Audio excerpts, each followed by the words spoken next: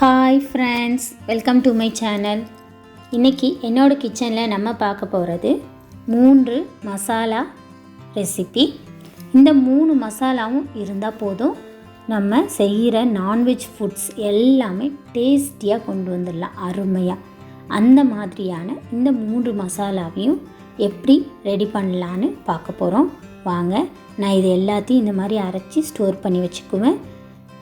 இப்போ முதல்ல சிக்கன் மசாலாவுக்கு தேவையான பொருட்கள் எல்லாத்தையும் இந்த பிளேட்டில் அரேஞ்ச் பண்ணி வச்சுருக்கேன். இவ்வளோ தான் பொருட்கள். இந்த பொருட்கள் எல்லாத்தையும் ரெடி பண்ணி வச்சுக்கோங்க. இப்போ அளவு 1 by 1 சொல்கிறேன், வாங்க. அதுக்கு முதல்ல ஒரு கடாய் வச்சுக்கிறேன். கடாய் சூடானதும் அதில் 50 கிராம் மல்லி சேர்க்குறேன். மல்லியை சேர்த்துட்டு மீடியம் ஹீட்டில் வச்சுட்டு பொறுமையாக ரோஸ்ட் பண்ணுங்க. அந்த மல்லியோட வறுபடுற வாசனை நல்லா இருக்கும். அந்த மணம் வர்ற அளவுக்கு வறுக்குங்க. இது கூடவே 20 காஞ்ச மிளகாய் சேர்க்குறேன். இதையும் நல்லா வறுத்துக்கலாம்.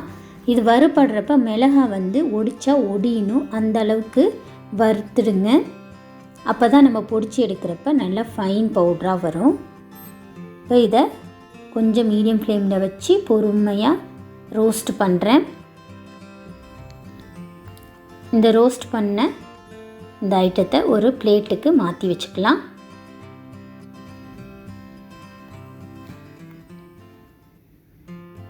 இப்போ நான் எல்லாத்தையும் ஒன்றா சேர்த்து வதக்கலை. ஏன் அப்படின்னா, சில ஐட்டம் சீக்கிரம் கரிஞ்சிடும், சில ஐட்டம் வறுபட லேட் ஆகும். அதனால் இதை ரெண்டையும் முதல்ல வறுத்துக்கலாம். இப்போ மற்ற ஐட்டம்லாம் சேர்க்குறேன்.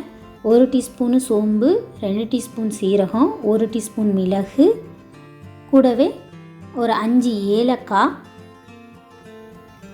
ஒரு 6 கிராம்பு, ஒரு பட்டை, இது எல்லாத்தையும் சேர்த்துட்டு இதை தனியாக வறுத்துக்கிறேன். இப்போ வறுத்ததை இது கூடயே சேர்த்து வச்சிடலாம். எல்லாத்தையும் ஒன்றா கலவையாக தான் நம்ம அரைக்க போகிறோம். அடுத்தது கொஞ்சமாக கருவேப்பில்லை, ஒரு 2 ஸ்டிப்பு கருவேப்பில்லையை சேர்த்து அதையும் நல்லா வறுத்து எடுத்துக்கலாம்.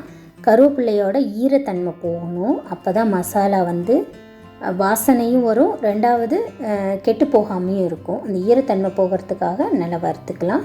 இந்த மாதிரி காஞ்ச வர்ற அளவுக்கு வறுத்துக்கோங்க. இப்போ இதை எல்லாத்தையும் ஆற விட்டுட்டு இதை ஒரு மிக்ஸி ஜாரில் சேர்த்துக்கிறேன். இப்போ இது கூடவே இன்னும் சில பவுடர்ஸ் சேர்க்கணும். என்ன அப்படின்னா, 2 டீஸ்பூன் ஆனியன் பவுடர் கடையில் கிடைக்கும். அதுமாதிரி 1 டீஸ்பூன் கார்லிக் பவுட்ரு, பூண்டு பொடி, 1 டீஸ்பூன் ஜிஞ்சர் பொடி, இஞ்சி பொடி, 1 டீஸ்பூன் மஞ்சத்தூள், இது எல்லாத்தையும் சேர்த்து நல்லா பொடியாக அரைச்சி எடுத்துகிட்டு வந்துடலாம். அவ்வளோதான், நம்மளோட சூப்பரான சிக்கன் மசாலா ரெடி ஆகிடுச்சு.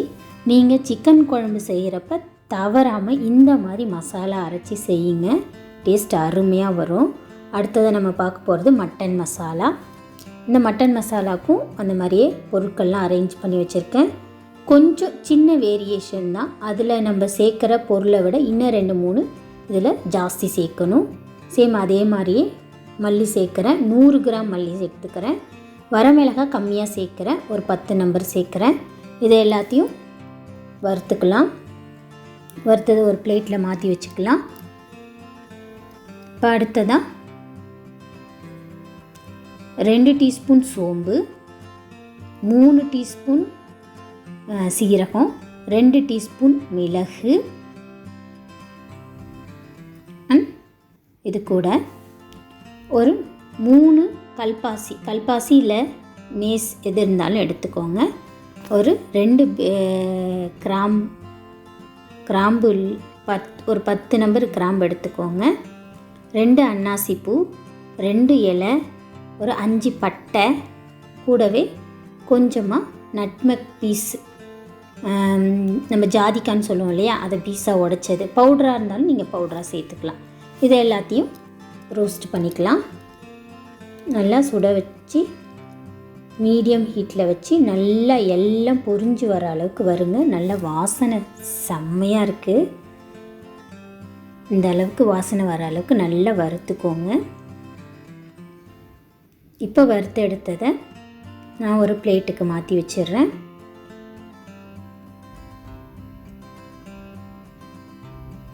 இது கூடவே கருவேப்பிலையும் அதில் சேர்த்த மாதிரியே கருவேப்பிலை கொஞ்சம் ஒரு 2 ஸ்ட்ரிப்பு உருவி போட்டு அதையும் வறுத்து சேர்த்துக்கோங்க. இப்போ இது எல்லாத்தையும் சேர்த்து ஒரு மிக்சியில் அரைக்க சேர்த்துடலாம். ஆற வச்சுட்டு சேருங்க. இது கூட இப்போது 3 டீஸ்பூன் வெங்காய பொடி சேர்க்குறேன், 1 டீஸ்பூன் பூண்டு பொடி சேர்க்குறேன், 1 டீஸ்பூன் இஞ்சி பவுடர் சேர்க்குறேன். கூடவே 1 டீஸ்பூன் மஞ்சத்தூள், 1 டீஸ்பூன் உப்பு. இது எல்லாத்தையும் நல்லா ஃபைன் பவுடராக அரைச்சி எடுத்துக்கலாம்.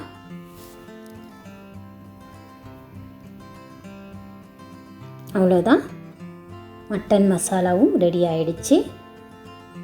தவறாமல் நீங்கள் கறி குழம்பு வைக்கக்குள்ள இந்த மசாலாவை ட்ரை பண்ணி பாருங்கள்.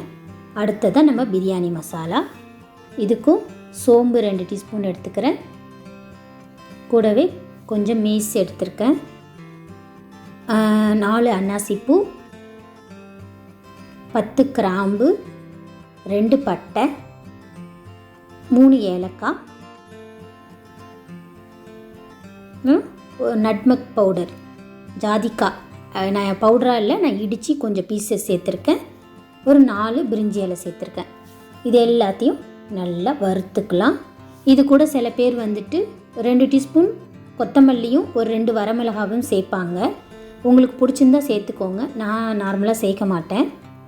இதை அப்படியே வறுத்துட்டு இதையும் மிக்சியில் போட்டு பொடிச்சு எடுத்துக்கலாம். இப்போ இதோட ரேஷியோ இன்க்ரீடியன்ட்ஸ் எல்லாத்தையுமே நான் டிஸ்கிரிப்ஷன் பாக்ஸில் கொடுக்குறேன்.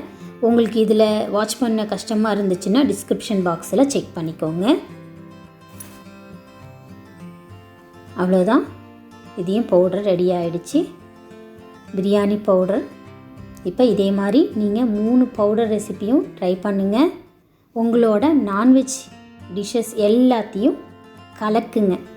அண்ட் இந்த ரெசிபி பிடிச்சிருந்தா நீங்கள் மறக்காமல் என்னோடய சேனலுக்கு சப்ஸ்கிரைப் பண்ணுங்கள், லைக் பண்ணுங்கள், ஷேர் பண்ணுங்கள், கமெண்ட் பண்ணுங்கள். பாய்.